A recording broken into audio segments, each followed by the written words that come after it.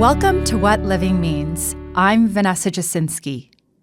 In an effort to make a positive impact in the communities we serve, YES created the Yes We Care program to give back to our residents, team members, and local charitable organizations. Volunteer work is more than just contributing time. It's about creating positive change, building connections, and fostering a sense of community. In this episode, we're highlighting the profound impact that YES volunteers make all year round. Patrice Mitchell, Culture Ambassador of YES Communities, joins me to discuss all things Yes We Care, from guaranteed paid time off for team members to spend volunteering to complete home makeovers for deserving residents and families.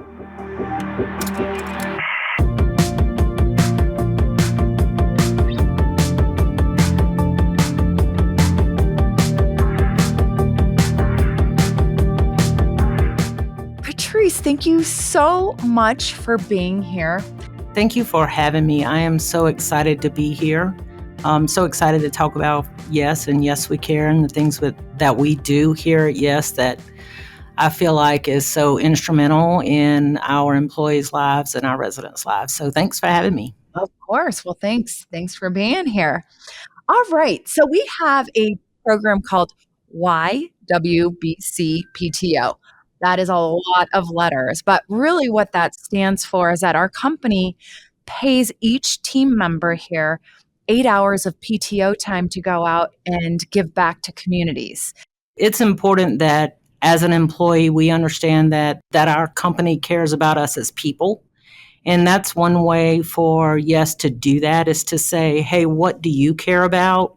And I'm going to pay you 8 hours to go do something that you care about. Like, it's a good way for us just to step away and not have to worry about missing a day's pay to do something that we care about. So I think it's very important that we do that. And I love that. I think it's so great. I mean, our team goes out, we clean up parks, we've done, a lot of different initiatives out there, but I think you're right. I think people do need to step away from work, give back, feel good about being part of a community. I mean, we're based here in Denver, and so when we go out to our communities and whether we're cleaning up parks, it just gives us that sense of even building more community. So couldn't agree more with you, Patrice. And I think it is embedded in our culture here. I think so. And just did 4 hours this morning with my team here in Denver. And the impact that it has on a person, I think, is something we have to really look at and know that YES looks at that, because you can have a really rough day at work sometimes and then going out and spending 4 hours shopping for a family that's not going to get anything for Christmas if we don't provide it for them just revives you. It just gives you life back, when you've had hard times. So I think it's a great thing. What is your favorite memory of volunteering with YES? Oh, it's like you asked me what was my favorite child. I don't know that I can answer that because each one of them has meant something so different to me. Seeing the residents when we've hugged their home is moving. It truly is, knowing that we've lived the YES mission so well by affecting their life. Shopping for children this morning, a family, not just children, parents, adults, reminds me that my grandkids get enough. It helps me keep a mental check. So to pick a favorite, I can't do it. Honestly, I couldn't do it. They're just all amazing experiences. But I hear from the field, we have people who love animals. So every year they spend their time in an animal shelter.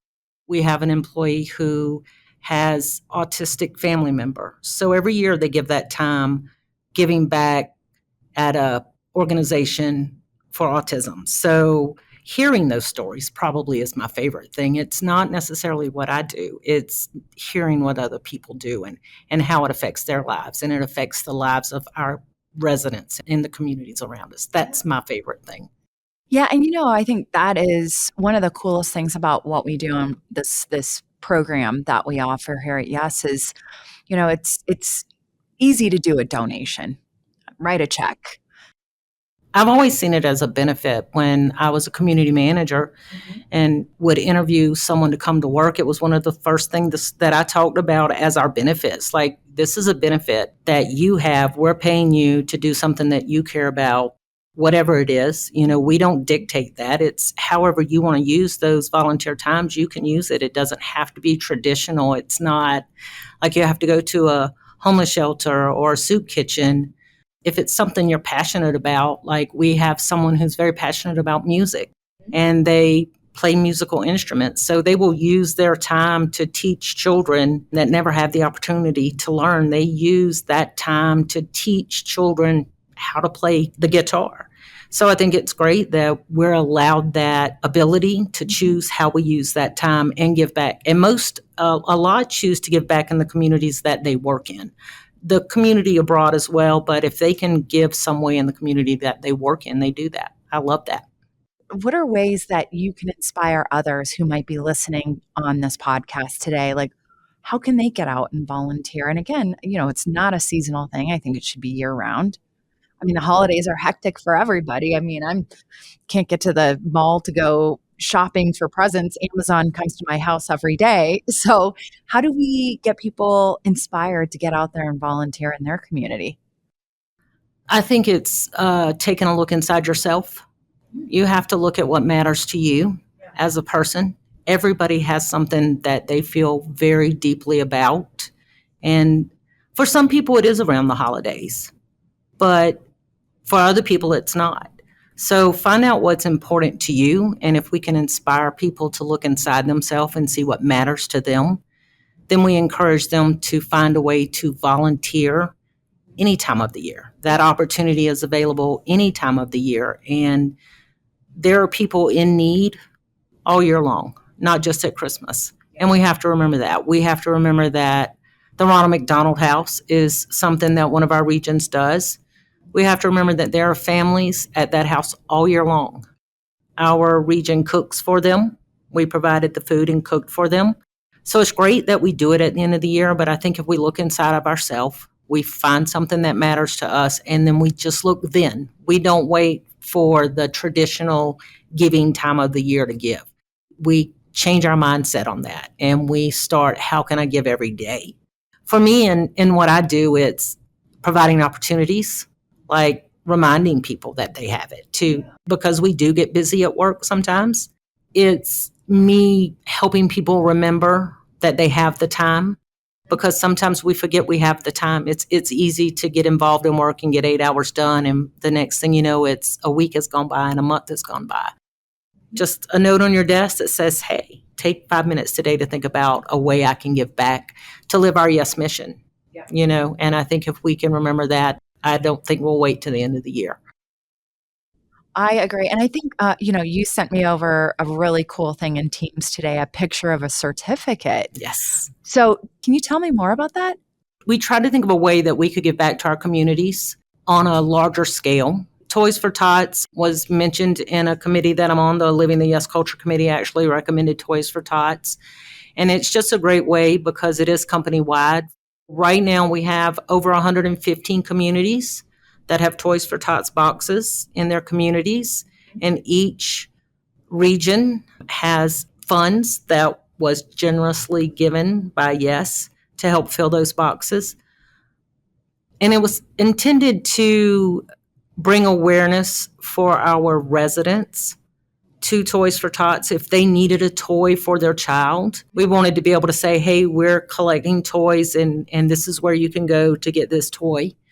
But what's happened is that our residents have started giving. Like, we had one resident, it's a very sad story, whose daughter passed away very recently, and he had set money aside to buy her Christmas, but she's not here. So he went and shopped with that money for the Toys for Tots boxes in his community.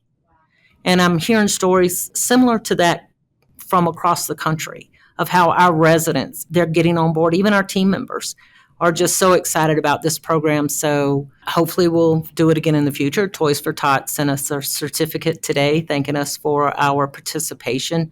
But it's just been phenomenal, Vanessa. It's just been phenomenal. We have a program, and I know we've talked about it before on our podcast, called Hug a Home, and I absolutely love this program because, I mean, I think it's instrumental just for a lot of our residents out there who are homeowners within our communities that they might need a little bit of help renovating their home. But I know we had recently one of our residents up in Michigan, and it was such a heartfelt story and such a beautiful one. And we have a video surrounding that. But one of our residents, longstanding resident, 20 plus years, I think, in the community, she ended up having cancer. Yeah, I was actually there. You were there? So tell I me was about it, there. Patrice. Yeah, it was MI7, I believe, one of our Michigan regions. I happened to be in the Michigan office the week they were doing that, invited me up, and it gave me such a sense, and I think it gave everybody else such a sense that the person that had the Hug a Home done for them had such a positive outlook, considering she had been diagnosed with cancer. Mhm. It was terminal. She knew there wasn't anything they were going to be able to do. She had two children, an older daughter and a younger daughter, and the older daughter was going to take on the responsibility of raising the younger daughter. And so they hugged her home. She knew that there wasn't any way that she could do the necessary repairs. Mhm. And because the oldest daughter was just in her 20s Mhm. and was going to have to take on this responsibility, so she was nominated and they hugged her home so that her children are going to be able to not have to worry about that. Yeah. Not for a long time to come. They did a tremendous job in hugging the home. She got new decks. She got new skirting. She got new paint, new landscaping, a new shed. It was just a tremendous effort by the region as well as vendors that we often ask vendors to help support as well. So it was just a great story, and she was just so grateful. The younger daughter was just in tears Yeah. as they presented her, as she got to see the finished product. It was a very heartwarming experience. So, what is your favorite memory of doing a hug a home? I mean, we do so many, and I got to tell you, every time I see these pictures come back from each of these hug a homes, I mean, they're having a blast. As you know, I was a community manager before I was culture ambassador. And I think my favorite, and she's going to kill me, is in South Carolina, because I got to watch my regional manager at the time, which was my boss at the time, and my DM at the time, and my DVP at the time. They were sweating, like they were working so hard. And we had so much fun as a team. Our whole team was out, and I just enjoyed that so much. So it was in my community. I was the field manager by this time, and so it was in the community that I had run, and I had a personal relationship with a resident because she'd been my resident for 4 years. She had cancer, and she was going through chemo. But I think that was my favorite because everybody just come together as a team, everybody that was there working, and it was just a lot of fun. At work, sometimes we get so caught up in what we need to be doing, the numbers, the metrics. For maintenance, it's turning a home or doing a work order or something. It gave us the opportunity just to get out, do some work, and have a little fun. And that's what we did. So that's probably my favorite. I mean, it is impressive to see how a team can go out there and take a resident-owned home and just beautify it and just make, such visible, beautiful changes to a home. And, they're really proud of these homes too. Yeah, we had one resident one time say that they passed their house. Ah, Like we'd hugged it and they were gone. They weren't home when Yeah. we were doing it, and when we finished, they literally passed their house and said, "Wait, it was just that much of a transformation." yeah. They were so thrilled. Yeah. I just always thought that was funny. It was such a difference. So, yeah. Yeah. Tell me about company culture, because I know we do talk about that a lot here, but I really feel like we don't talk about it. It's just natural. What is the Yes company culture?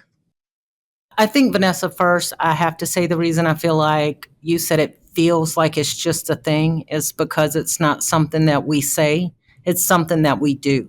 And that's evident through the programs that we have. Like we just talked about the We Build Community PTO, the Hug a Home, the Helping Hands program. So it's action for us. It's not just words. And I think that's why we feel it. some companies talk about culture, but that's all they do is talk about it. We actually make action. Our company culture is fairly well defined. A lot of times you can't define culture in a company. We know our mission statement. We know the company vision. And I think in order to have a good culture, you have to understand the mission and you have to believe in the mission. And I think as a whole, our company does. I know our leaders do. Yeah, absolutely. And I think, this day and age where people are still working from home, you have to have some sort of commonality that bonds people together. And I think, that is hard when you're not within the same space. And not that we all have to be within the same space because we have a home office. We have a lot of people that are based in different locations. But I think it's just inherently knowing that our team cares for one another. We care for our residents deeply. We want them to be in our communities and live there. We don't want them to leave. So I think that's very important for the culture too, because it's not just the employee base, but it's really what makes us who we are, why we exist, and that's our residents to build community. And I think having that mission intact in all of us, because I mean, what is more important than providing home? I mean, sometimes I think to myself, I could probably market tennis shoes or lipstick or something like that. Those things are pretty easy. But when you talk about people's home and their sense of feeling belonging or feeling connected with the community, with their neighbors, with the very people that help them in their community, whether it's their community manager or the maintenance team member that comes by to make sure that their fire alarm detectors are working. That's incredible. What we have to remember as a company is that we give homeownership to people who possibly may never own a home. The dream of home ownership is a real thing, and through what we do and the way we do it, we give that dream to so many people. As a community manager, I saw so many times people walk in to rent a home, and after I sat down with them and talked about how much they paid in rent, if they wanted to rent a home, we would happily rent them a home. But we always offered home ownership to them for people to own a home that think that it may never come true. That's a dream that won't ever come true for them, and Yes does that for them. And I think when we do that and seeing that, that builds our culture because we've given them an opportunity that they didn't know they had. There's nothing more important, I think, in my eyes, than to make sure that we have the ability to give people wonderful communities, great homes, and, a sense of place. Yeah, absolutely. And it, like, we have families who their children come back till they were raised in the community and then they come back and buy homes in that community. Yeah. It's truly a community to them. It's their home. And I don't mean just the house. It's the park that they went to as a child that they want their children to go to. It's the swimming pool that they played in over the summer that they want their children to swim in. So it truly is a community to them. It's their life. I can't tell you how many times people would come in as an adult and say, I lived here when I was a child. I'm so happy now that I can come back. Okay, so I love your job title. Like, how killer would it be to have a job title, culture ambassador? So what made you want to become a culture ambassador? I mean, you don't hear a lot about culture ambassadors in companies. And so I think it's so cool that, yes, we believe in that. We need to make sure that we're nurturing the culture and that you're the person nurturing all this. So tell me, how did you fall into this role? And tell me a little bit more about what it is that you do. I just feel blessed. Honestly, I feel blessed to be in a position in a company that I truly believe in. I always say I'm not a good salesman. I can't sell something I don't believe in. And I see this position as a salesman. Yeah. And I'm selling, yes, programs to our employees. And it's easy to do because I believe every single thing I say. I wouldn't say something that wasn't true. It's not in my DNA. I don't think I could do this job if I didn't believe so strongly in the company that I work for and the people we serve. Thank you for listening to What Living Means. If you've enjoyed our show, please share it with a friend. I'm Vanessa Jasinski, and I'll see you next time.